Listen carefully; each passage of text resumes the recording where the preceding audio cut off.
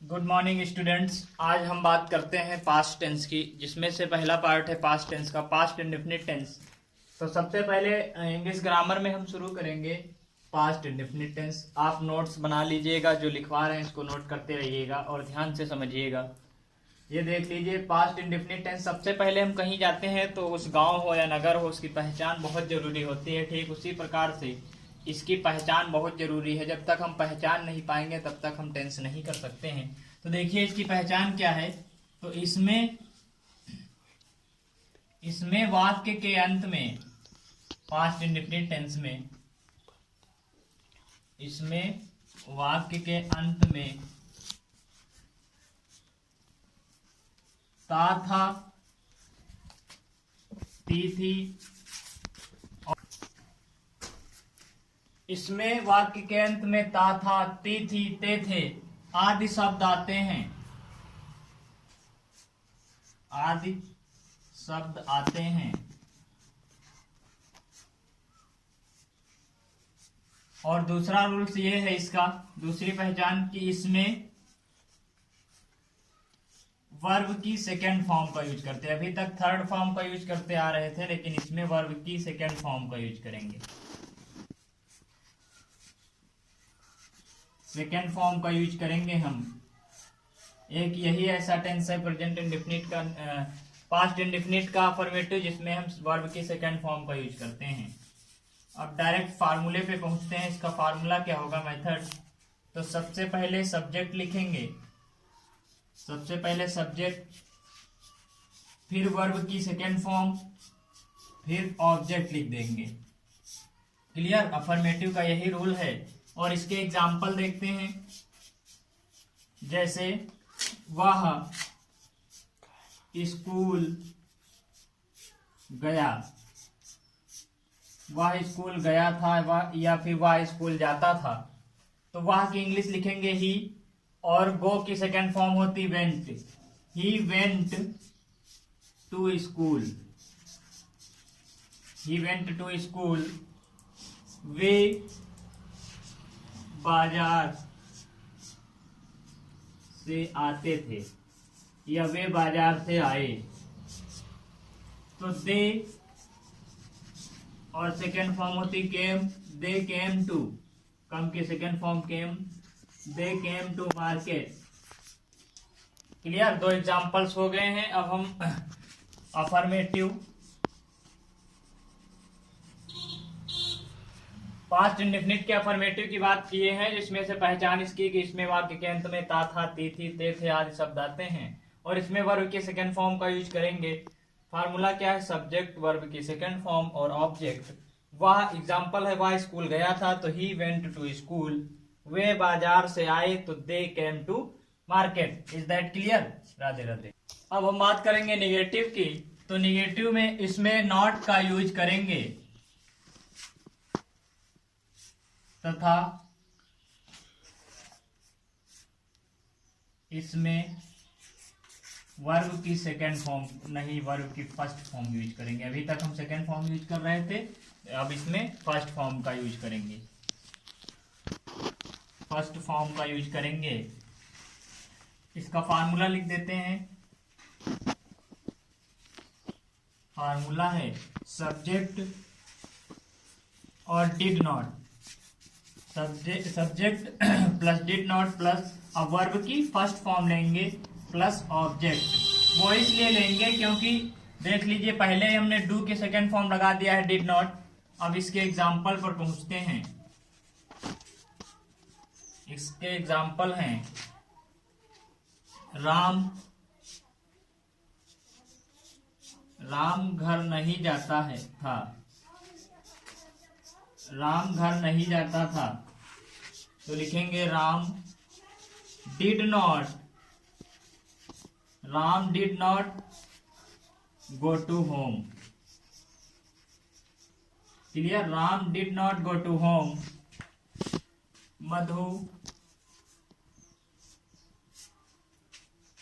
मधु फल नहीं खाती थी, मधु फल नहीं खाती थी। तो इसका ट्रांसलेट होगा, मधु मधु did not eat fruit.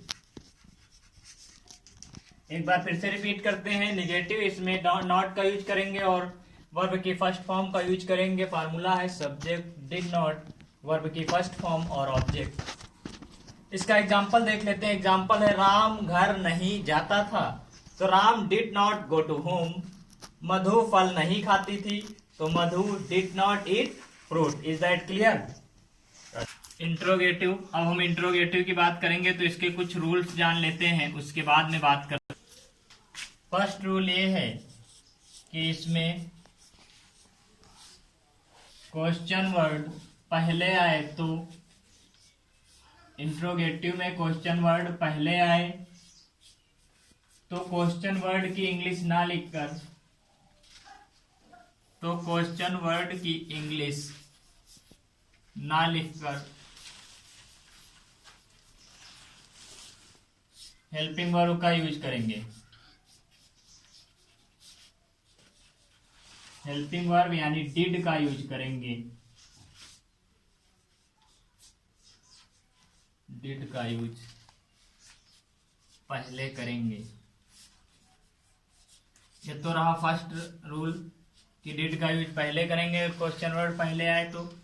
Second है यदि यदि क्वेश्चन वर्ड बीच में आए, यदि क्वेश्चन वर्ड बीच में आए तो,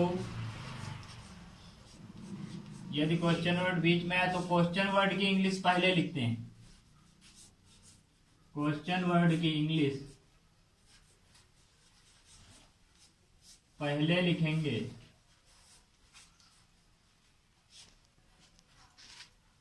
फिर डिड का यूज करेंगे।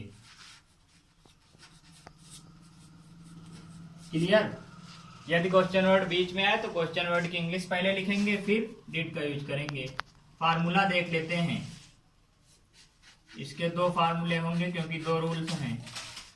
सबसे पहले क्वेश्चन वर्ड पहले आए तो लिखेंगे did plus subject plus verb की first form plus object and question mark. और सेकंड है यदि क्वेश्चन वर्ड बीच में आए तो question word plus did plus subject plus verb की first form plus object plus question mark. Clear? अब इसका एग्जाम्पल देखते हैं। एग्जाम्पल है क्या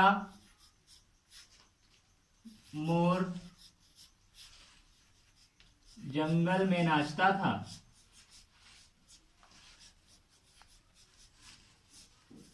क्या मोर जंगल में नाचता था? तो लिखेंगे did the peacock dance in the forest?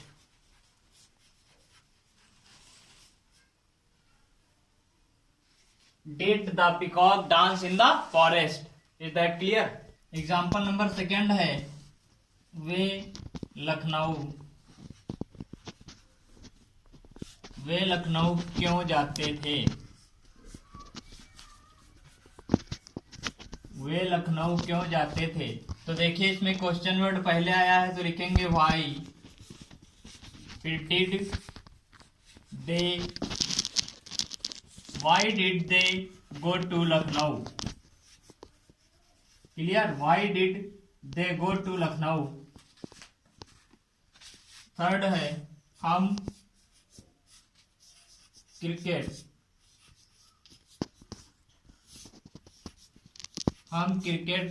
क्यों नहीं खेलते थे? हम क्रिकेट क्यों नहीं खेलते थे? तो इसका ट्रांसलेट होगा, देखिए क्यों भी आया नहीं तो सबसे पहले क्यों की इंग्लिश लिखेंगे वाई, फिर डिड, हम की इंग्लिश वी, सब्जेक्ट के बाद इसमें नॉट का यूज करेंगे। अगर क्यों नहीं आ जाए यानी क्वेश्चन वर्ड आए और नॉट भी आए नहीं तो सब्जेक्ट के बाद नॉट का यूज करेंगे। ध्यान दीजिएगा स्टूडेंट।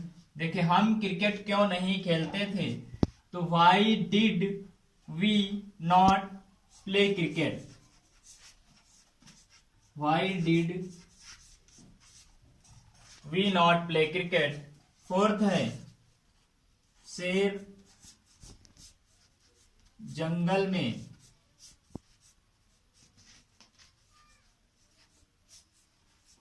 क्यों जाता था? शेर जंगल में क्यों जाता था? तो लिखेंगे वाई डिड